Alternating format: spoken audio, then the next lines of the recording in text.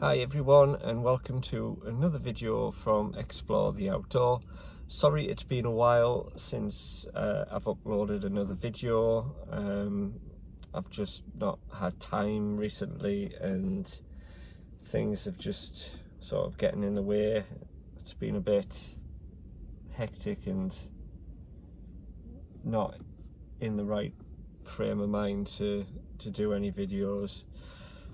So I've come out today to try and break that cycle, if that's the way to say it, and to do something a bit different.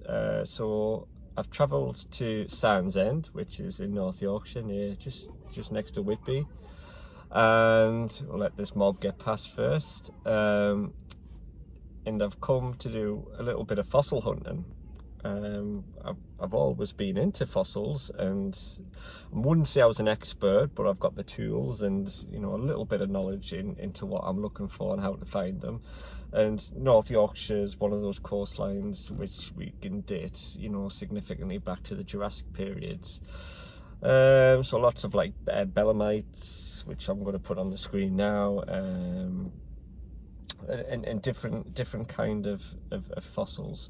So without further ado, and hopefully we're going to catch the tide at the right time, because the weather has been great for fossil hunting. There should be lots of landslides that's happened, which has unearthed quite a bit of material.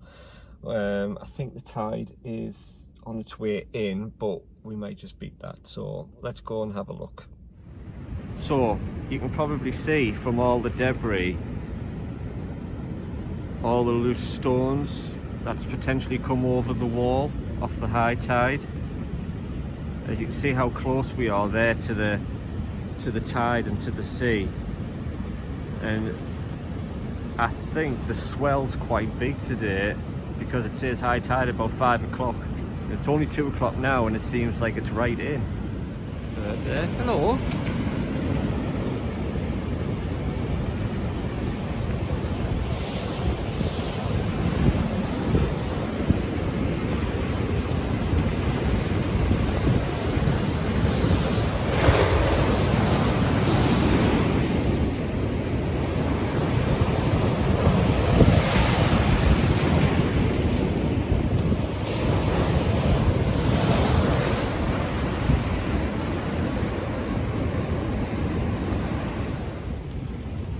So as you can see from the car park, how all the debris has accumulated off the high tides, but also I think it was a bit of water running down from the hills. So you park here at the car park at the bottom of Sandsend there, Lythe Bank, and you have to head up towards the steps here and all the way up the steps. But there's some really good information about the Sandsend Trail and the history behind the mining aspect of it. It's about 3 miles to Kettleness, and the views are fantastic when you get to the top.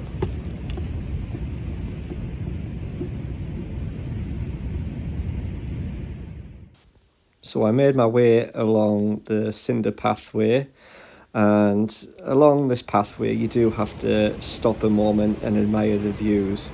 The views are spectacular from this point, and you can see all the way along to Whitby. So I've been on this walk many times now, both in summer, winter, autumn, and it never gets boring. The views are majestic, tranquil, they give you a sense of well-being.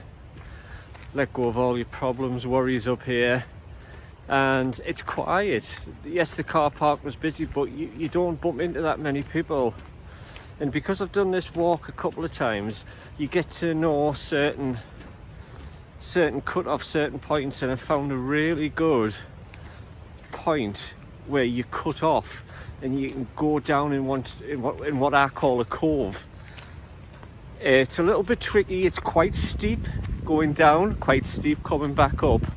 But when you get down, you've got to actually use a rope when you get to the bottom of the steps, which you'll see. I'll show you. You've got to use that carefully to get down then you're into this beautiful isolated cove which you could spend all day. And I'm hoping if the tide's not too far in that I'll be able to use some of my fossil hunting tools and see if we can get anything today. So let's go and have a look and see what the Cleveland Way's got in store for us today. So with all the rain that's been here, you can see clearly there's been a huge landslide that's totally taken the path away. There's normally a little trickle of water that runs along here, but because of all the rain and storms we've had, it's actually busting through the ground, coming out of the rocks. All of this land here is at risk of sliding away, and I think if we have any more rain, that potentially could come away. It's luckily that nobody's been walking. Well, I hope nobody's underneath it. There's been nobody reported missing, but you can just see. But that's the sort of thing we want on the cliffs, so it can expose the rocks, so you can see the rocks. They're what holds the footprints, the locked in architecture of history. So let's have a walk along and see what else we can find across.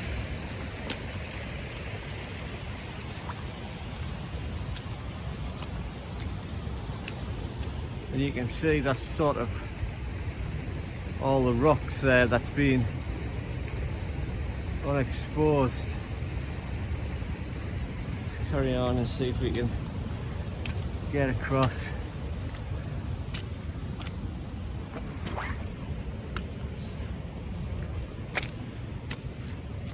We made it across. The barren landscape that lies in front of you here is years of erosion and also mining. When you get onto this landscape, which you can walk on, it feels as though you're walking on a different planet, perhaps the moon even sometimes, but the views are again spectacular along the way. This point here is one of the little water streams that is normally dominant on this walk. I've only seen it as a little trickle, but today it was in full flow, and that's the significant impact of the weather that we're having recently.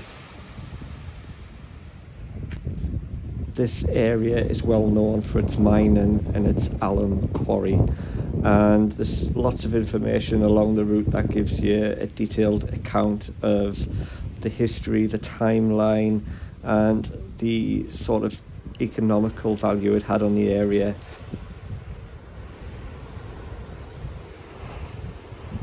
So I know I come across weird and strange things on my walk, but this must have been brought up from the sea. It looks like some sort of fisherman marker, what they'll put out where they've loaded the nets, I think. But I can't see how it came from there. We just turn around from there all the way down there. Someone's definitely brought it up, unless the waves were that big. So just by looking at the tide already, I think I'm going to be in trouble here trying to get some fossils. And the amount of water that's running down from the hills is just unreal. The bit where I'm going to go down the stairs in a moment, that has got a stream running down it, and it's normally quite fast flowing even in the dry weather. So I'm expecting it being a bit wild today. I'll just have to play it by ear. But shortly up ahead there's a tunnel as well where the alum mine would have ran through, transporting all the various mining products which you've just seen back on that poster there. So we're nearly here. Let's go and have another look, see if we can get anything. So up ahead is the tunnel, which you can see, which is all blocked off now. And if we just zoom out and swing round, This is the entrance I was on about. Normally in the summer it's very concealed with bushes and grass and everything. It's very hard to see, but in this weather you can see it. So I think we'll go down here first and see what it's like. So I began heading down and this was really steep. Yeah, there's no way that I'm getting access to that beach today. Wow, just look at the flow on that. No chance. I'm going to go down for a closer look though. You just have to be so careful because you've got these metal poles sticking out the ground, which I think have been put in to stop the steps from moving. But if you slip and land on one of them, you know, and you can see how steep this is. It's a good job the ropes here. I would not recommend doing this unless you're really confident and a little bit crazy.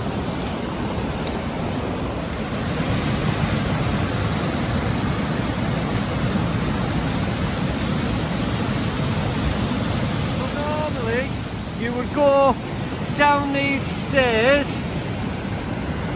use the rope and get onto the bottom, but there's no way that is happening today. It's not even high tide yet and it's right up against the cliff face. But just look at all of that water. Absolutely no chance. I'm coming here so you don't have to. But the sheer force of that water is unreal. Thankfully these steps are very safe and I'm okay.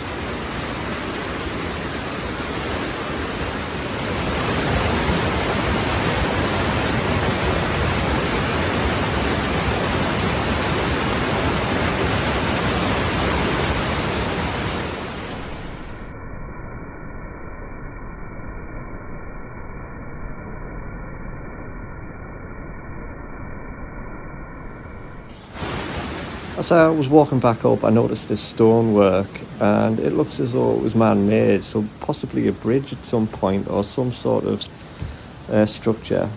And also this tunnel a bit further up where all the water was coming from. So as you're walking above land, you don't realise about all these tunnels and possible mines that's under your feet.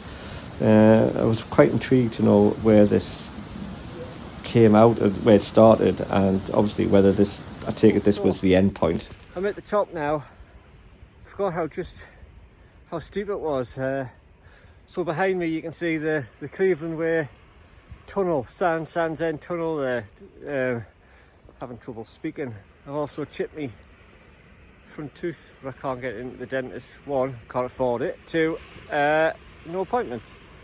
So might as well try and chip the other side to match it up. So we'll go and have a look at this tunnel and investigate it a bit more, and I'll show you one of the videos that I took in the summer that absolutely terrified me. So unfortunately I couldn't find that footage, but I made my way along to the tunnel entrance to get a closer look, and you have to excuse the writing that's on the wall, I'm afraid.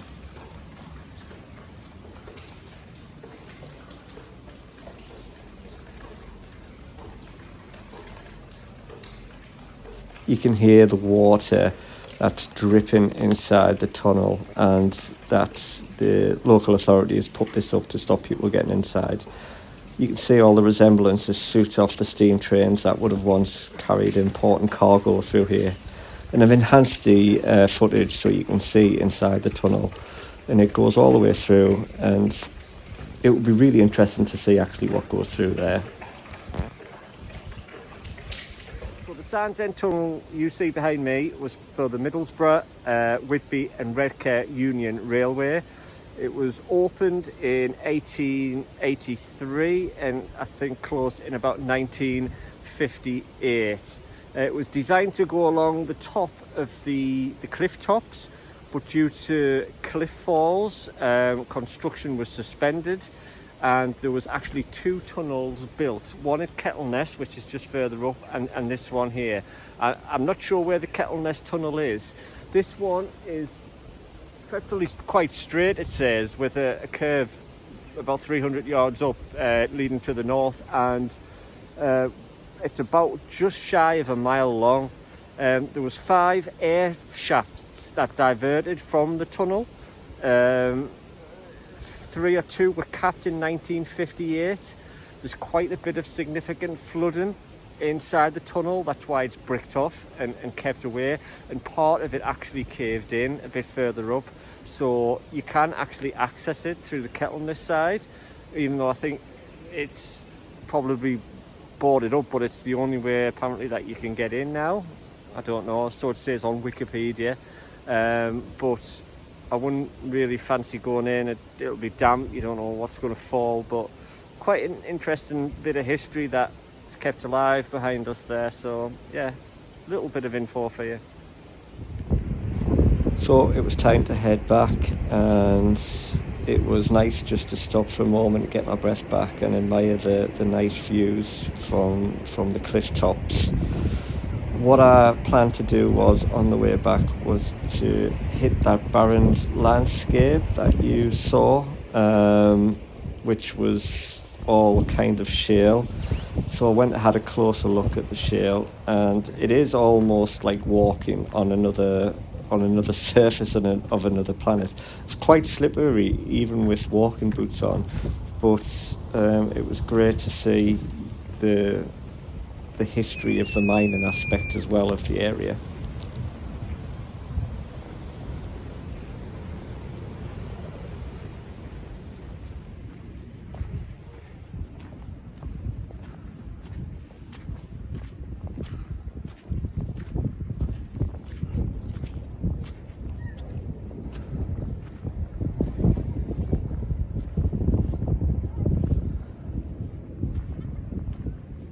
So unfortunately I didn't get what I came out to do. I didn't get to use my fossil tools and exploring for fossils, but hey, that's another video day. That's something else I can do when the weather's been a bit better and the tide's out. It was kind of the spur of the moment thing today. I was not planning on making this video today, but I thought I just needed to get out and do something. So I really do appreciate you for watching this video. Hope you've enjoyed it. It was certainly an entertaining walk for me, even though it wasn't that long. Please do consider subscribing to my channel. I really do appreciate it, and I really do appreciate all the nice comments that I do get. Don't appreciate the horrible ones, but some people are just people, aren't they? I'm in no way a professional at what I do, so you have to bear with me with the information I get. I try to be as accurate as possible. So it's just, I just like being outside. I like exploring the outdoor, and I like doing videos. So I hope you enjoy them. Here's some of my best bits from today. And I hope you've had some best bits too. See you later.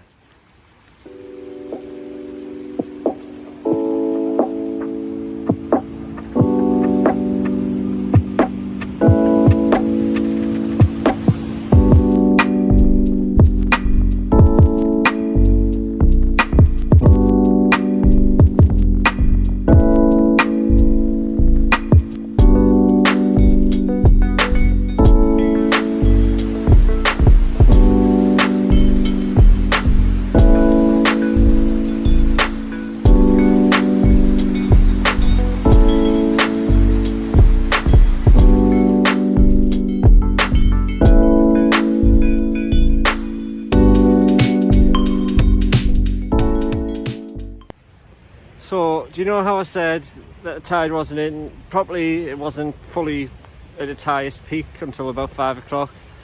I was right.